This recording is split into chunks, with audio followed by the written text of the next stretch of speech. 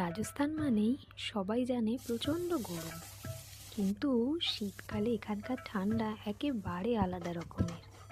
ঠিক কতটা ঠান্ডা সেটা বলতে গেলে এবছর কলকাতার শীত যেভাবে সবাই অনুভব করেছে, সেই সময় এখানে টেম্পারেচার ছিল আরও কম।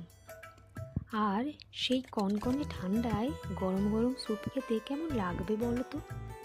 তাই সেদিন বানিয়ে নিয়েছিলাম ভেজিটেবল স্যুপ।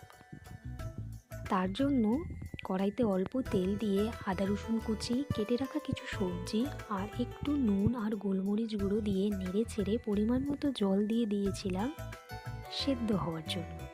তারপর তার মধ্যে গুলে রাখা দুটো ডিম, 2 চামচ কর্নফ্লাওয়ার জলে গুলে দিয়ে অল্প কিছুক্ষণ ফোটালেই একদম রেডি গরম গরম এগ ভেজিটেবল স্যুপ, যেটা দেখতে যতটা আকর্ষণীয় হয়েছিল খেতেও ঠিক ততটাই ভালো হয়েছে।